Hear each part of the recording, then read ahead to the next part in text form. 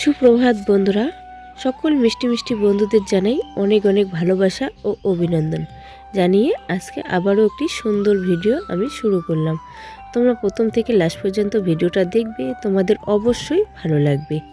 দেখো বন্ধুরা, এই যে এই গোলাপ ফুলের আবারও নতুন পাতা বেরিয়েছে আর মাথায় এখানে একটা কড়িও হয়েছে, আর কিছুদিন পরে গোলাপ ফুলও ফুটে যাবে। দেখো, আর এটা শুধু পাতায় হয়েছে নতুন, আর ফুল ফুটবে না এখন হয়তো।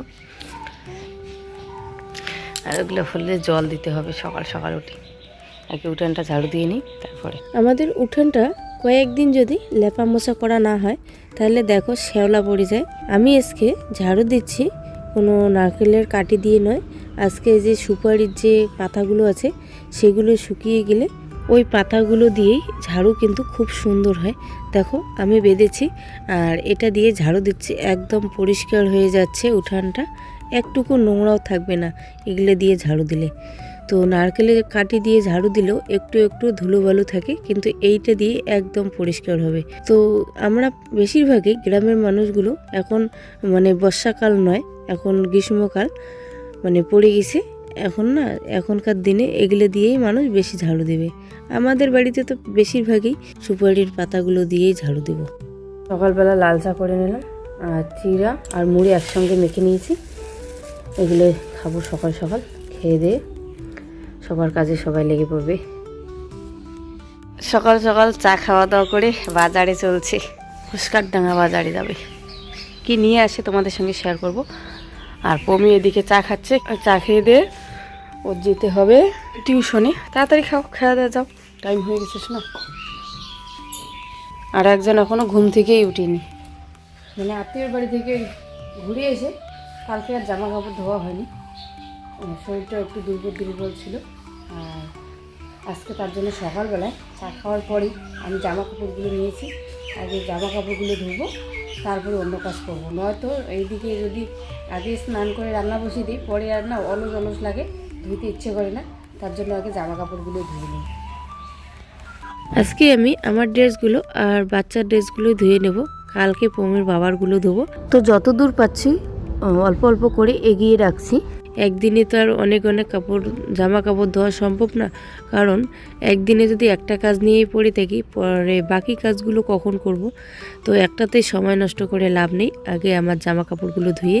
আর শাড়িটা আমি আগে ওই দিকে শুকাতে দিয়েছিলাম, তো দেখি মানে এই যে এগুলো যে রশিগুলো বেঁধেছিলাম সেগুলো এতটাই ঝুলে গেছে, মানে শাড়িটা দিতেই আর মানে একটু পরে মানে মাটিতে লাগা ভাব হয়ে যাচ্ছে, তাই ওখান থেকে এনে এইদিকে দিচ্ছি। তো একটু এইদিকে ছায়া রৌদ্রটা একটু লেটেই উঠবে, তার জন্য ভাবলাম আচ্ছা নতুন শাড়ি কিন্তু মানে ছায়াতে শুকাতে দিতে হয়, রৌদ্রতে দিলে রঙটা মানে একটু চেঞ্জ হয়ে যায়।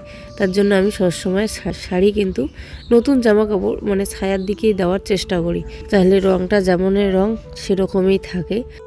বাংলাদেশ থেকে দুজন দিদিভাই আমাকে কমেন্ট করেছিল যে বাংলাদেশের কোন জেলা একটু জানাবেন। তো বাংলাদেশে আমি যাইনি দিদিভাই, কারণ আমাদের বাংলাদেশে যাওয়ার পারমিশনই নেই। আমরা ইন্ডিয়া থেকেই মানে বাংলাদেশটা দেখানোর চেষ্টা করেছি, আর বাংলাদেশে গেলে একটা কার্ড লাগে, সেই কার্ডটা আমাদের নেই। আমরা যেখানে গিয়েছিলাম তো সেই জায়গাটার নাম শীতলকুচি কারজিরডিঘি, আর সেই ডিস্ট্রিক্টটাও পড়েছে কোচবিহারে। আমাদের ডিস্ট্রিক্টটাও কোচবিহারে, ওদের ডিস্ট্রিক্টটাও সেই সেম, তাই আর কি তোমাদের জানানোর ছিল, তাই জানিয়ে দিলাম। এই যে বাজারে নিয়ে চলে এসেছে, কি বাজার দেখাচ্ছি। এটা কি মাংস? খাসির মাংস। আজকে খাসির মাংস নিয়ে এসেছে। তেল খেলে ব্যথা কিন্তু বাড়ে, তেলগুলো বেশি কেন? তো তেল ছাড়া আনতে পারলে না, মাংসতে তেল দিয়ে মাংস আমার ভালো লাগে না। আঙ্গুর ফল বাবা, কতগুলো ধনে পাতা, 10 টাকা দিন, এতগুলা দেখো, এতগুলা। আর কি আছে? আলু, এগুলো কি? ছোট পুঁটি মাছ, পুঁটি মাছের শুকটি মাছ। আর এগুলো কি বাবা এতগুলা? 1 কিলো। মালভোলা মাছের শুকটি 1 কিলো নিয়েছে। আলু আর ফুলকপি একটা। মাংসগুলো কাটতে লাগবে নাকি? না, হালদা তেমন একটা ছোট। ঠিক আছে। তাহলে এখন হবে রান্না বান্না। স্নান করে এসে আগে ঠাকুরটাকে মুছে নেব আর ফুল জল একটু দিয়ে নেব, কারণ বেশ কতদিন থেকে ঠাকুরটাকে আমি ল্যাপামোচা করছি না, শাশুড়ি মায়ে করছেন। আর শিবের মাথায় জল ঢালিনি, তার জন্য অনেকে অনেক কথা বলেছেন, মানে ভগবানকে নিয়েও আর কি ভাগাভাগি। এখানে ভাগাভাগির কিছুই নেই, যে যখন পারে সে তখনই পুজো দিতে পারে, এখানে ভাগাভাগির কিছু নেই। মানে শিবের মাথায় জল ঢালিনি অন্য কারণেই, কারণ আমিও প্রতিবারেই জল ঢালি, এবারেই শুধু ঢালা হয়নি। এখন সকালবেলা শাক ভাত আর একটু পরে খাওয়া দাওয়ার পরে হবে মাংস ভাত। এখন আমরা সকালবেলাটা শাক ভাতই খাবো, আর বাচ্চাদের খাওয়া কিন্তু কমপ্লিট, সবার খাওয়া কমপ্লিট। এখন আমরা দুজন লাস্ট সবসময়। খাসির মাংস নিয়ে এসেছি, তো কতগুলো তেল নিয়ে এসেছে দেখো, তেলেই বেশি, যতগুলো মাংস ততগুলো তেল। তো খাসির মাংস তো তেল হবে, তাই না? তো মাংসটাকে আমি ম্যারিনেট করে রাখবো, তারপর আমি উনানটা ধরিয়ে নেব, সব কিছু দিয়েই ম্যারিনেট করব। খাসির মাংসটা আনার কারণ হলো মা, আমরা তো আত্মীয়র বাড়ি থেকে ঘুরে এলাম দুদিন, আর মা কিন্তু বাড়িতে একাই ছিল। আমরা যেদিন আত্মীয়র বাড়িতে চলে গিয়েছিলাম সেদিনে রাত্রেবেলা নাকি গ্যাস শেষ হয়ে গিয়েছিল। আমরা যদি কোথাও কোনো দিন ঘুরতে যাই তাহলে কিন্তু মা গ্যাসেই রান্না করেন, আর একটা মানুষ একা একা খান। এবার তো উনানে রান্না করেছেন, কি রান্না করেছেন, কি খেয়েছেন, আর একা একা রান্না করলে তো ভালো কিছু রান্না করতে ইচ্ছে করে না। আর সবাই বাড়িতে থাকলে উনানে রান্না করতেও কোনো অসুবিধা হয় না। আর তার জন্যই ভাবলাম যে মা একা একা রান্না করেছে, একা একা কি খেয়েছে, আবার উনানে রান্না, তাহলে মাংস নিয়ে এসো, হয়তো মা তো আলু সিদ্ধ দিয়েই খেয়ে নিয়েছে, এমনও হতে পারে। তাই পমির বাবা বললো ঠিক আছে। তা মাকে একবার জিজ্ঞাসা করলো যে মা কি মাংস খাবে, তা মা বলছে যে খাসির মাংস অনেকদিন থেকে খাওয়া হয় না খাসিটা, তার জন্যই মার জন্যই আর কি খাসির মাংসটা আনা আর কি।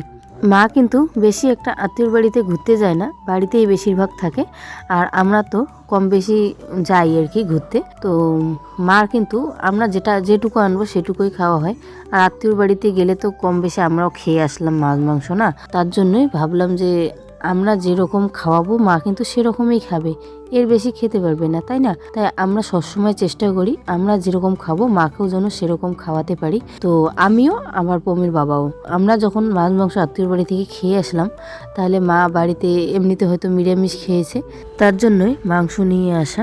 মাকে কিন্তু আমি কখনো শাশুড়ির চোখে দেখিনি, আমার নিজের মার মতোই করে দেখেছি।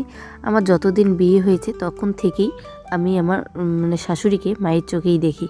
কারণ আমি যদি একটা সিংড়াও নিয়ে আসি না, তবু মানে ডাকি যে আসো খাও, যে কিছু আনলে মানে অল্প অল্প করেই খাই। তোমরা হয়তো আমার ভিডিওতে যদি ভালো করে লক্ষ্য করো তা দেখবে আমি কোথা থেকে যদি আসিও মানে কিছু নিয়ে আসি বাচ্চাদের জন্য, তবুও মা ওখানে থাকবেই, একটু হলেও মানে টেস্ট করতে বলি আর কি। তাহলে এখানে মানে আমরা খেয়ে আসলাম, মাকে খাওয়াবো না এমনটা হতে পারে কেননা, কারণ যদি আমি মানে খাসির মাংস নাও খাওয়াতে পারতাম, একটু পোলট্রির মাংস হলেও নিয়ে আসি। কারণ প্রতিবারে আমরা কোথাও ঘুরতে গেলে বাড়ি এসে হয়তো মাছ নয়তো মাংস নিয়ে আসি প্রতিবারই, শুধু এবার নতুন কিছু নয়।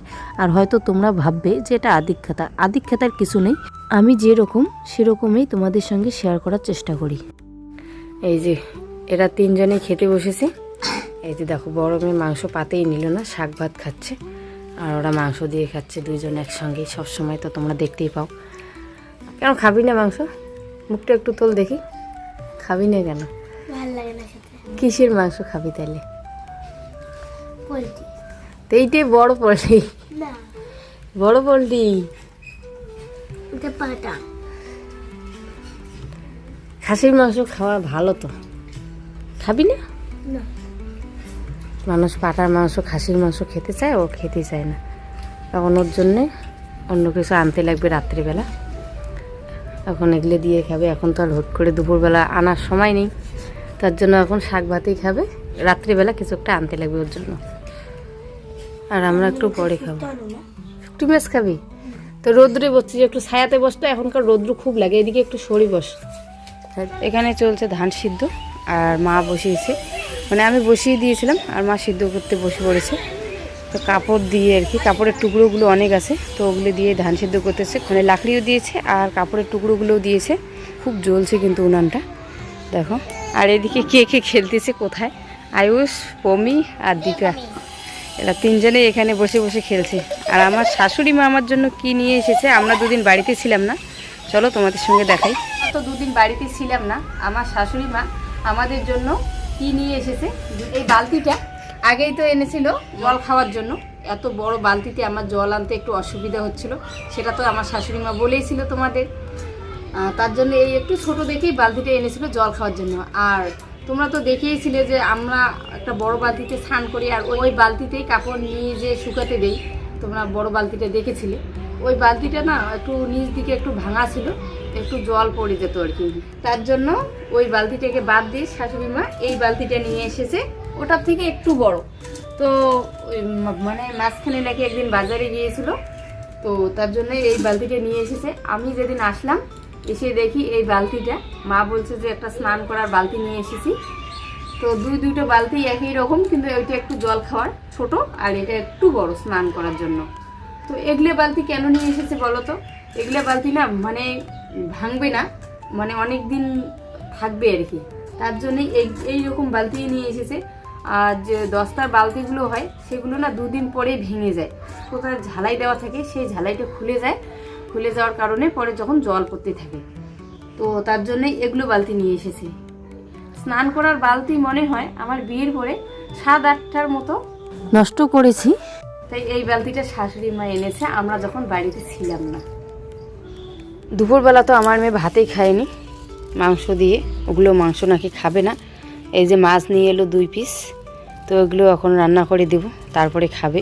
ভাতেই খায়নি, খালি ভাত নিয়েছে শাক দিয়ে, আর 1 গাছ 2 গাছ খেয়েই মানে ফেলে দিয়েছে। এখন এগুলো মাছগুলো রান্না করে দেব, তারপরে খাবে। তো ধুয়ে নিয়ে এসি, রান্না করে দিই আগে। তো এখন এই যে মাছ ঝোল করলাম ওর জন্য। দেবো এটা? তো এই যে মশলা দিয়ে একটু ঝোল করে নিলাম, এখন মাত্র ভাত খাবে। তার সাথে তুইও খাবি? বস, আজকের ভিডিওটা এই পর্যন্তই। দেখা হচ্ছে কালকের একটি সুন্দর ভিডিওতে।